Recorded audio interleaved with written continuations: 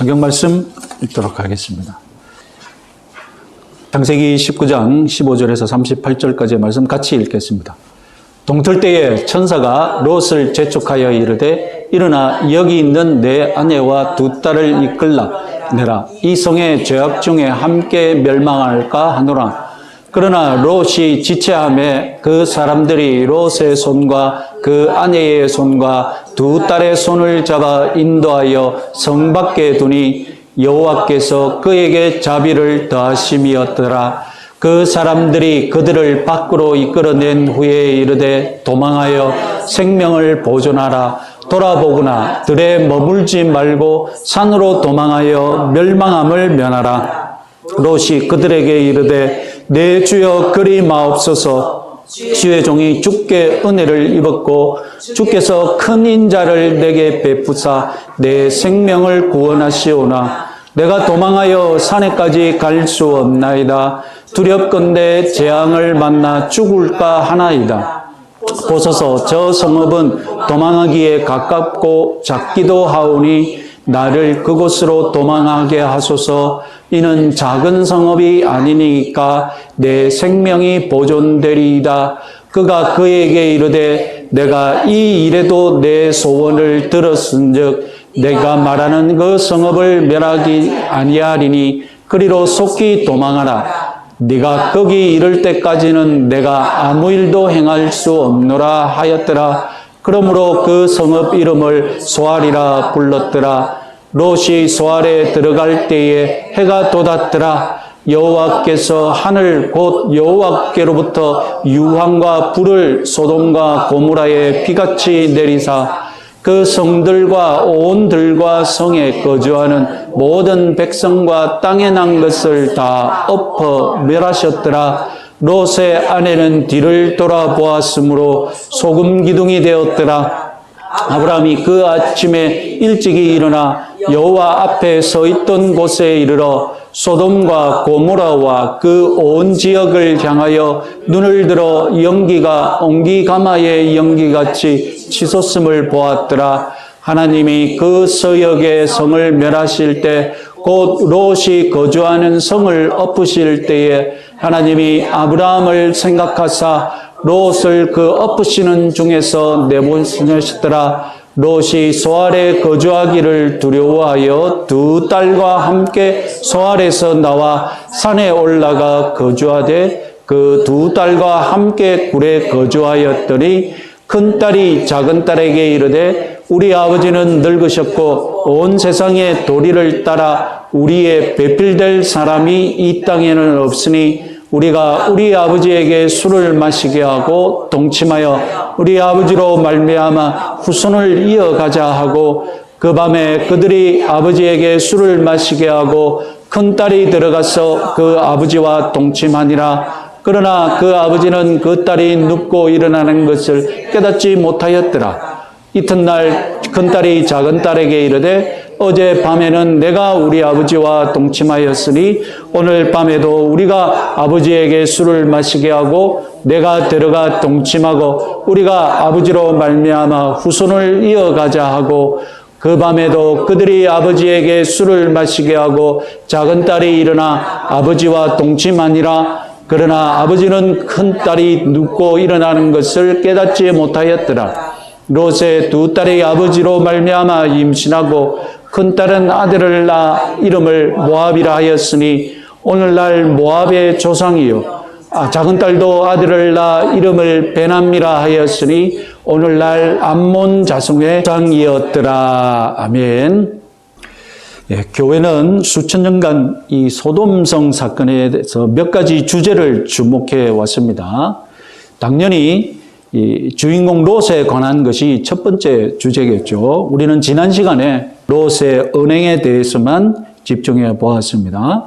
소돔성의 또 다른 주제는 당연하게도 소돔성 그 자체입니다.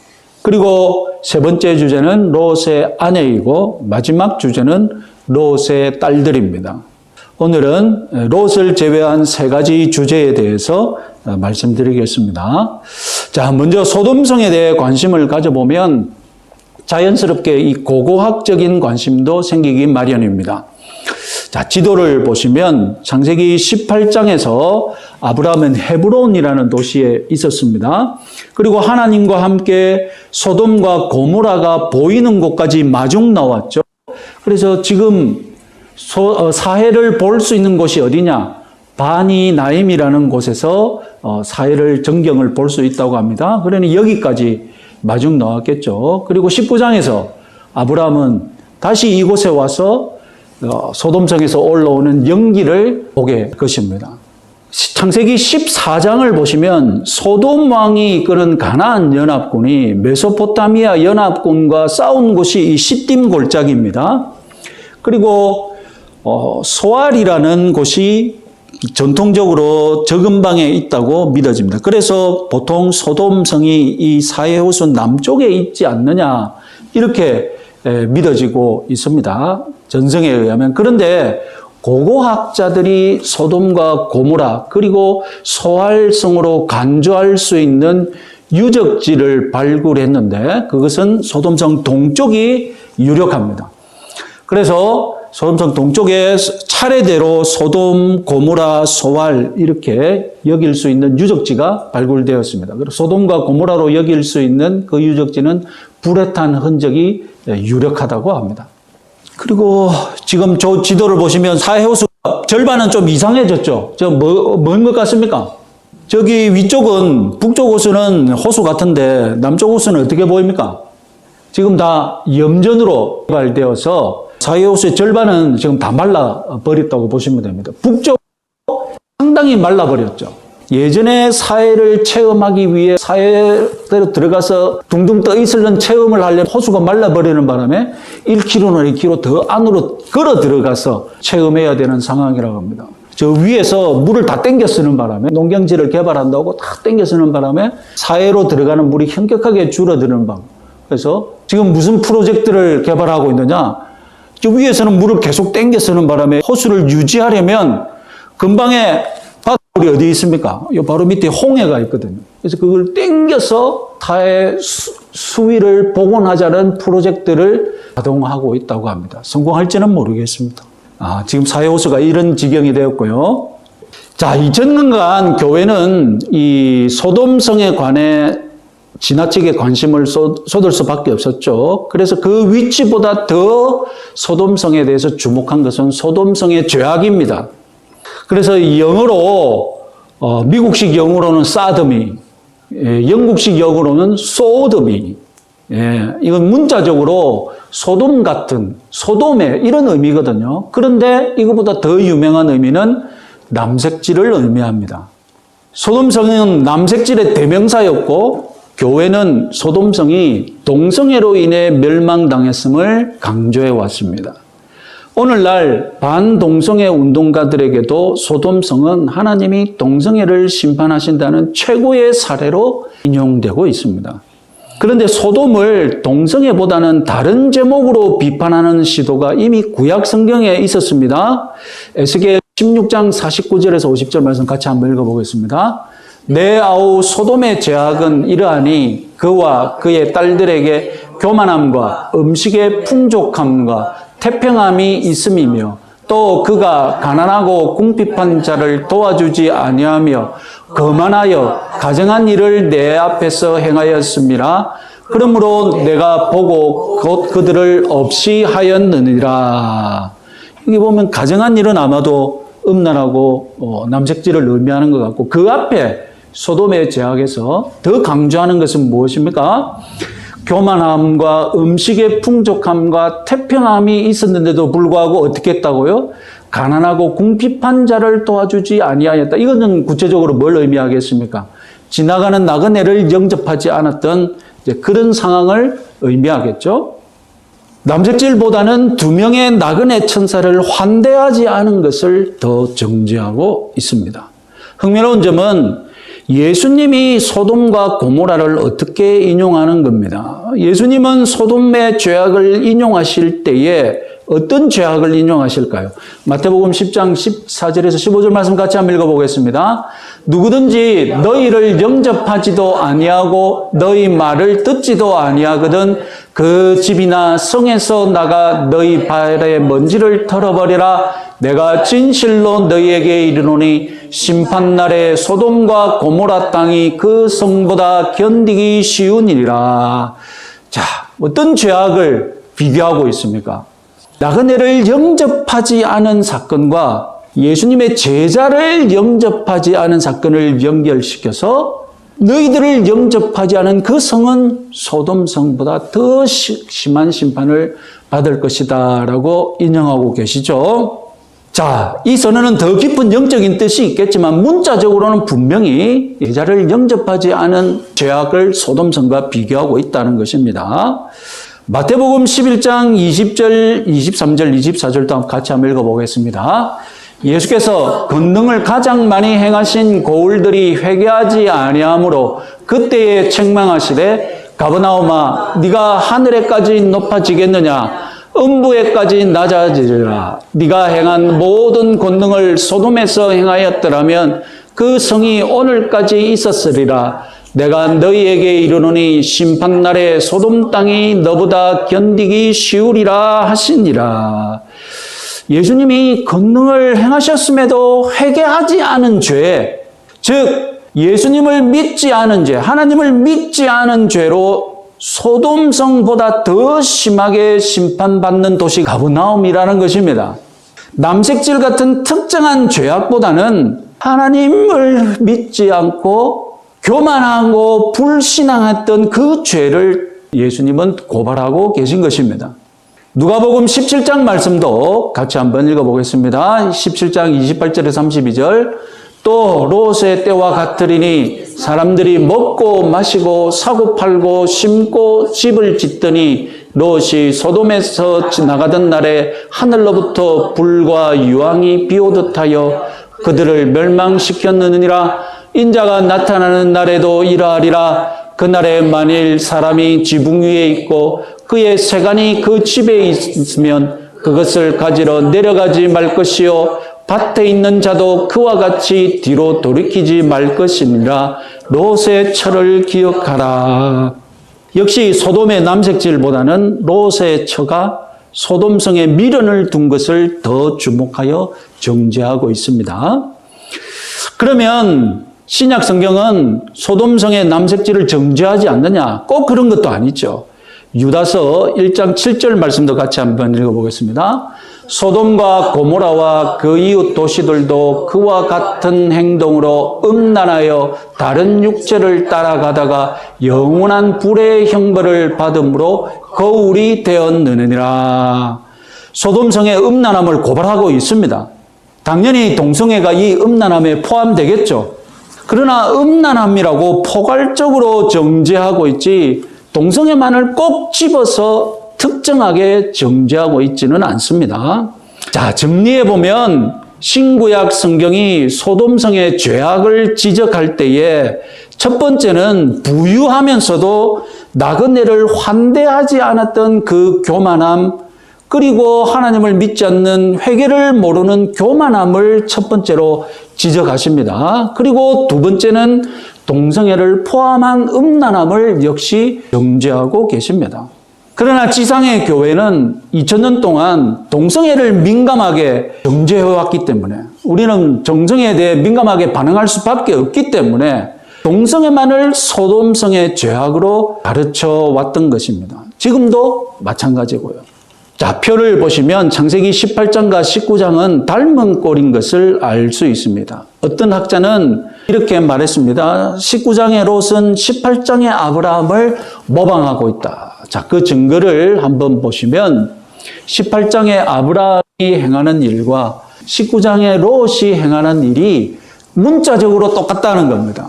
지금 보시면 앉아있다가 달려나가 영접하며 몸을 땅에 굽혀 일어나 영접하고 땅에 엎드려 절하며 내 주여 발을 씻으소서 내 주여 발을 씻고 그들이 먹으니라 아내 사라가 어디에 있느냐 내게 온 사람이 어디에 있느냐 사라가 웃고, 여기서는 히브리어로 차하크라는 뜻인데, 저기서는 사위들이 농담으로 여겼더라. 농담으로 번역된 히브리어도 차하크입니다.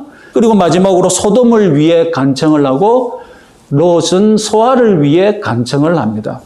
히브리상으로는 더 유사한 곳이 많은데 대략 확인하기 위해 번역본상으로 거의 똑같은 것만 모은 표입니다.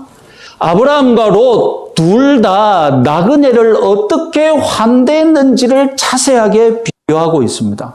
롯은 아브라함을 그대로 따라하고 있는데 여기서 보여주는 것은 무엇입니까? 뭔가 부족하다는 것입니다. 소돔성이라는 이 주위 환경이 적대적이니까 롯은 나그네를 환대하는데 부족할 수밖에 없었다는 것입니다. 성경의 관심사는 나그네를 환대하는 것이고 소돔성은 환대하지 않은 죄를 지금 범하고 있다는 것입니다. 그렇다고 동성애를 무시하는 것은 아닙니다. 4절을 보시면 성사람 곧 소돔 백성들이 노소를 막론하고 원근에서 다 모여 그 집을 애워싸고, 분명히 과장법이 사용되었겠지만 또한 분명한 것은 동성애가 이 성 전체에 공공연하게 인정되고 있는 분위기를 분명히 지적하고 있습니다. 그러나 성경은 분명하게도 나그네를 환대하지 않고 오히려 나그네를 폭행하려 했다는 점을 고발하고 있고, 그 폭행의 방법이 동성애였다는 것을 성경은 고발하고 있다는 것을, 이런 분위기를 분명하게 기억하시기 바랍니다. 앞서 말씀드렸듯이 예수님도 소돔의 죄악을 먼저 지적하는 것은 무엇입니까? 나그네를 환대하지 않은 관점에서 소돔을 인용하고 있다는 사실도 꼭 기억해 두시기 바랍니다. 이제 남은 주제는 롯의 가족, 아내와 두 딸에 관한 것입니다. 창세기는 신앙으로 성공한 가정과 불신앙으로 실패한 가정을 번갈아 가면서 계속해서 우리에게 보여주는데, 최초의 가정인 아담은 실패한 가정입니다. 노아의 가족은 처음에는 성공한 것 같으나 그의 아들 함의 가족은 실패한 가정으로 소개됩니다. 그 이후에 아브라함의 가정은 성공한 것 같으나 아브라함과 처음으로 동행했던 롯의 가정은 실패한 가정으로 소개됩니다. 이후에 그 어떤 가정이 실패했건 롯의 가정처럼 파탄난 가정은 드물 것입니다. 자, 그럼 먼저 롯의 아내가 어떻게 망했는지. 롯의 아내도 고대 교회뿐만 아니라 고대 유대인들까지 주목했었습니다. 예수님과 몇십 년 앞서 태어난 인물인 알렉산더의 필로라는 유대 철학자도 소돔성에 관한 글을 남겼습니다. 같이 한번 읽어보겠습니다. 오늘날까지 그곳은 계속해서 불타고 있다. 예수님이 활동하시던 당시까지도 소돔성은 계속 불타고 있었다고 유대인 필로는 이렇게 남겼습니다. 예수님보다 몇십 년 뒤에 늦게 태어난 유명한 유대 역사가 요세푸스도 소돔성에 대해서 기록을 남겼습니다. 같이 한번 읽어보겠습니다.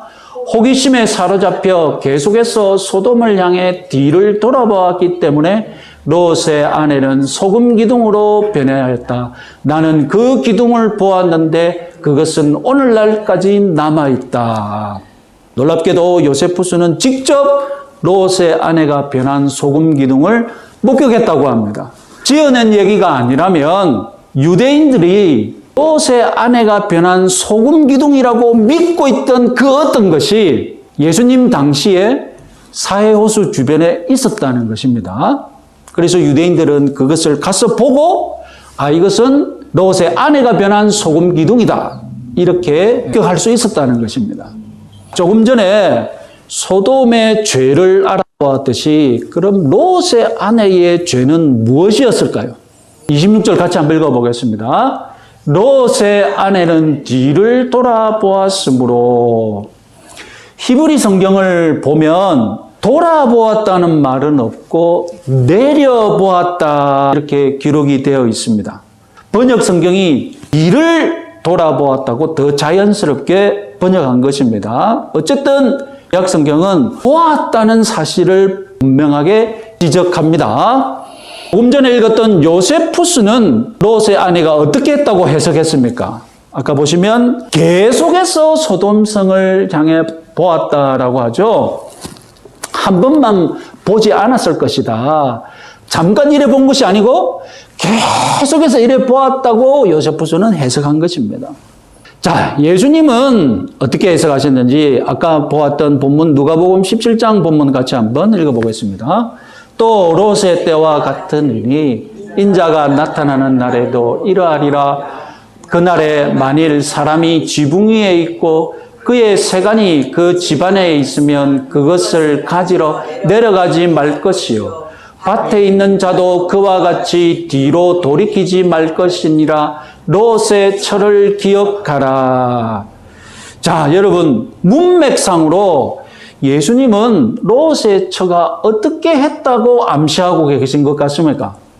문맥상으로 그 앞에 어떤 죄악이 지적되고 있습니까? 내려가지 말 것이고 뒤로 돌이키지 말라. 그리고 롯의 처를 의미하지 않습니까?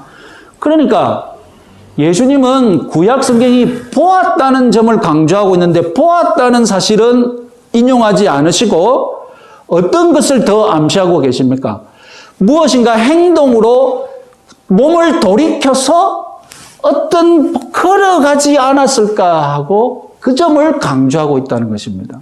그래서 창세기는 단순히 본 것처럼 기록하고 있고 예수님은 방향을 돌이켜서 걸어간 것처럼 기록하고 있다는 것입니다. 롯의 아내가